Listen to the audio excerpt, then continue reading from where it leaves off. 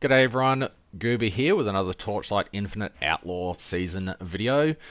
This video will be the start of my daily recap. The first day is up in about 3 hours, or about 4.5 hours if you count the downtime, but we won't be stupid like that. To start this off, I just wanted to roll for the seasonal pet, which for some reason I haven't done yet. Which is the reverse compilation. She rides a huge rocket, which is pretty cool. I do have a bunch of content creator Primo Chris there, so I may as well use some.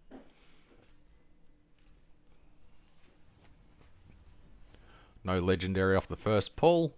It's a bit of a shame. None on the second pull. We'll just keep going until we hit something, hopefully. Wow. That's 30 down. At least get it once. 40 down.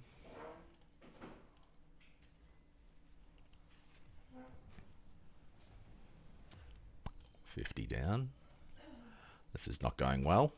I don't know how Don got this to 6. There we go, legendary. And it wasn't even her. Okay, let's keep going. Was that 50? There we go. Took 60 to get Professor Sauce to level 1. She looks pretty cool. Let's go a couple more. What's that? 70? 80? 90, 100. Hey, 110 for 2.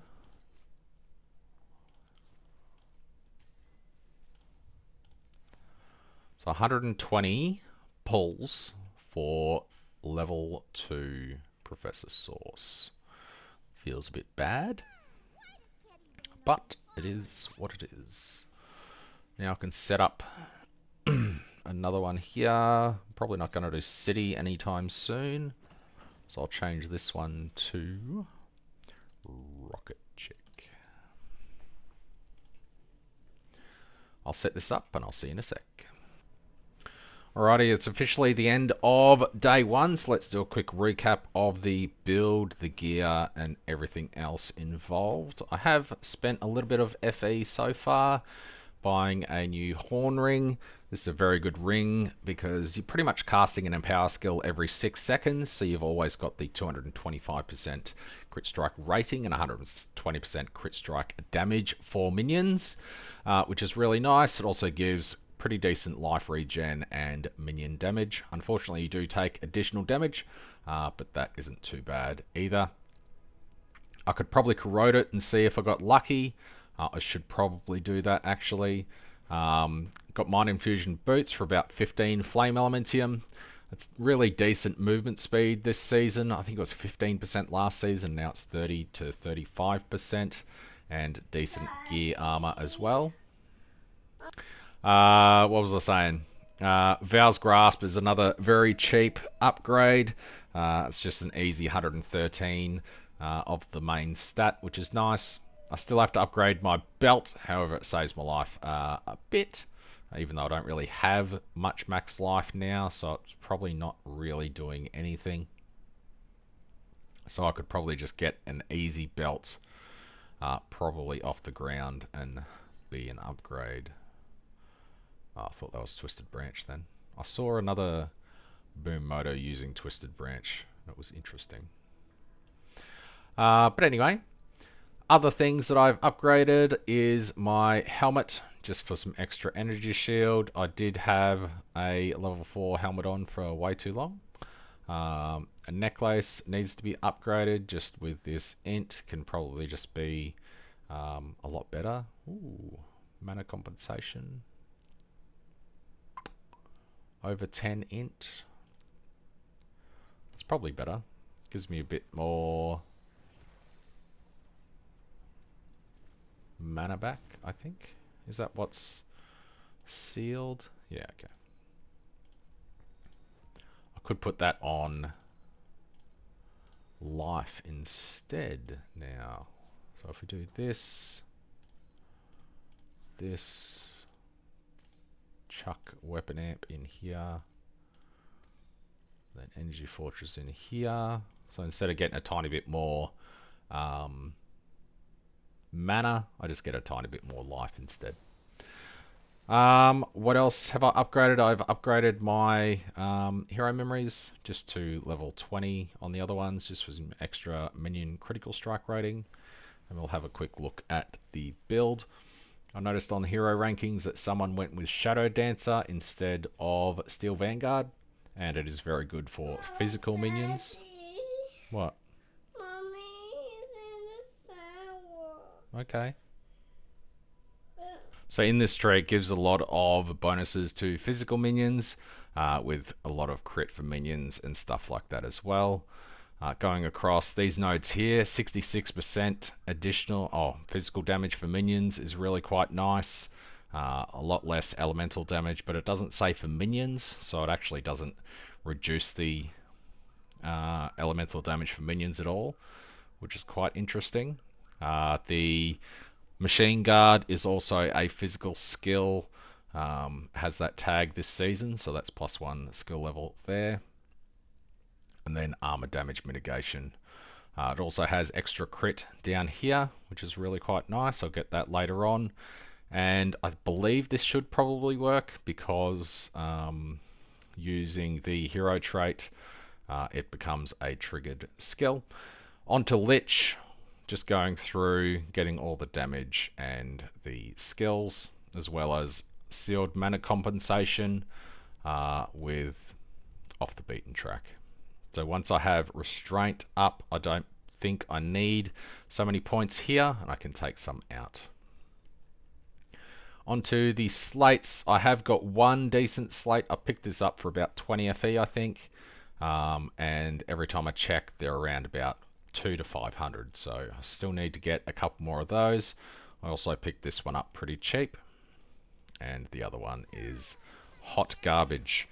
I picked up a soul candle just with minion damage on it and physical skill area because the minions are physical. I don't know if it actually applies to the minions, but there wasn't much else going on there. My setup here is pretty hot garbage. Just steamroll, servant damage, mechanical mod, servant life, and assault command. Assault command got changed a little bit this season, I think. It's additional damage for minions and crit strike rating for having at least 40 command. Alternatives to that would be maniacal army. I think this got changed. Did that get changed? I don't know. But if your minions are always critting, then that's obviously a good one as well. I do want to switch these out for the Magnificent and the Noble at some point. I haven't checked the price of those yet, so no doubt they'll be expensive. And then we'll just have Servant Life, Mechanical Mod, and probably Servant Damage up the top. Auras, make sure you have all three on with off the beaten track or it won't work. Once you get precise restraint for extra sealed mana compensation, then it'll work a little bit better. I've also switched out compound potion for force start because we no longer have any life and we don't really have any mana requirements either. And we've also started using Rising Edge as is an empower skill instead of Dark Gate. You could go with Machine Army, is that what it's called? Empower. Yep, Machine Army for additional damage.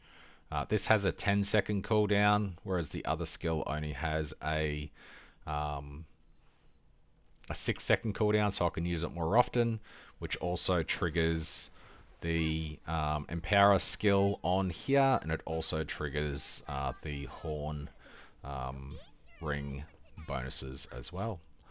We're slowly getting through time mark 7-2. I just had to buy some beacons, as I appear to be getting plenty of every other beacon except for Voidlands. So all I'm doing is I'm running Voidlands and the other ones in T70 until I get up some Star Shards, and then I'm running 7-1 and 7-2 bosses, as you only need 4 of each. The playstyle for Boom Moto is pretty fluid. As long as you keep working on your tank as well. I got pretty low on effective HP earlier, where I had about 500 ES and pretty much no life, so not the greatest plan there. However, you can still kill stuff relatively easily, so you can power through. So it's pretty much just that so far. I will start getting into farming strategies soon. They obviously need a lot of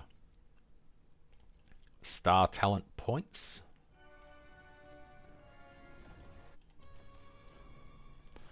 Farming star talent points.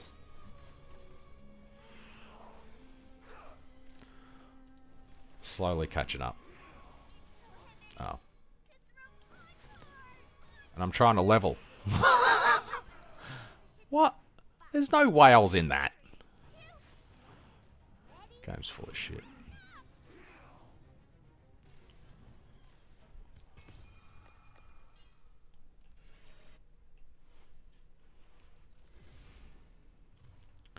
I'm not very good at leveling, so anyone that gets 100, you know, you've got a fair chance of winning my event, to be honest.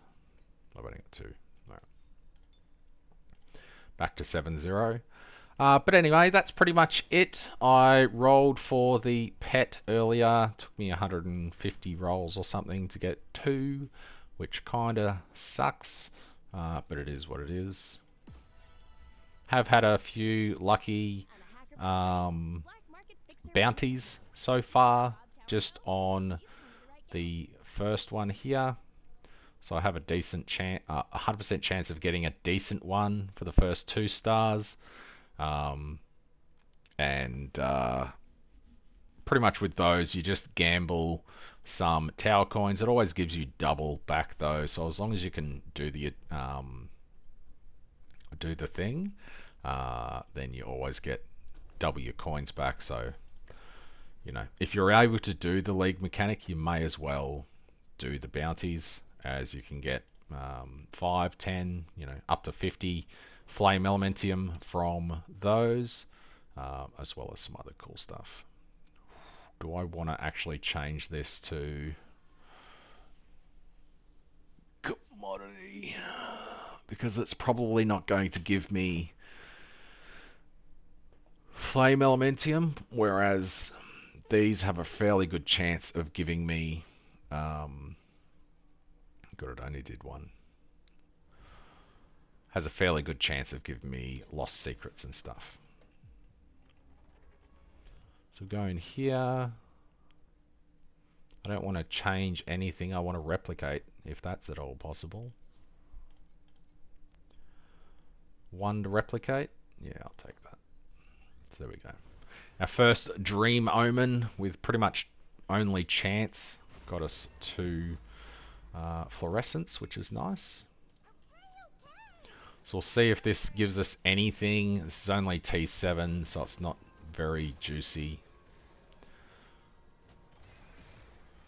The freebie. Mordstrick, not very good. Hoping for a shallow dream talking. However, I don't really expect much from this until we can start getting the rainbow drops.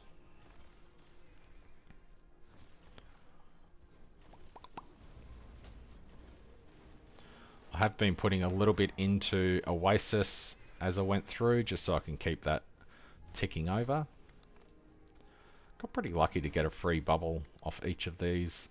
Shame it's just Mordstrix every time.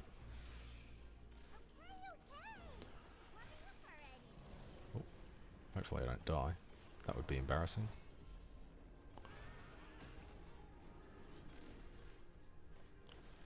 Bum, ba, bum, ba, bum, bum, bum.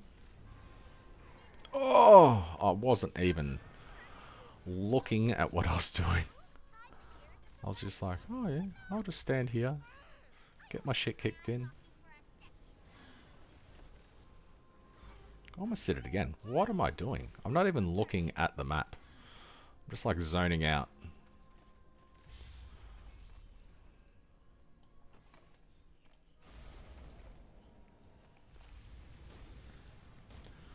Maud's trick, Maud's trick. Match Assember. Hey, 3. So they can drop up to stacks of 10 now, since the patch, so that's pretty sweet that we got 3 of those. I'll quickly show you the season mechanic as well. If you have it set up properly, it just quickly switches, triggers the event, and then switches back. You have a chance to get double or triple, depending if you have the pet to 3 or 5. 3 or 5 gives you the chance of getting triple. Set that up properly, you just go into here, go into the cog. When the carjack starts, you have your outlaw pets. After it starts, goes back to fuel. If you're entering the tower, you want it on your outlaw pets.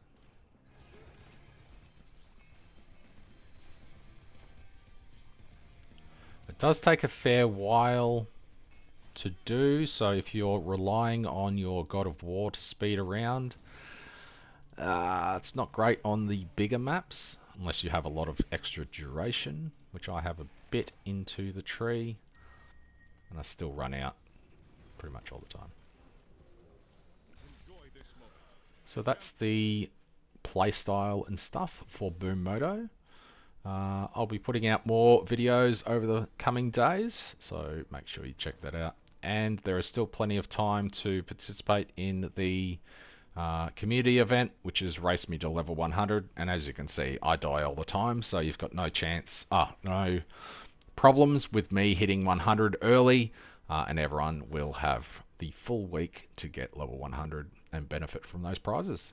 To enter that, just go to the Google form in the description below, and when you've completed it, send me a screenshot of your character selection screen, Discord at Gooba #7106, and yeah, you're going to the draw. Thanks for watching, and I'll see you in the next one.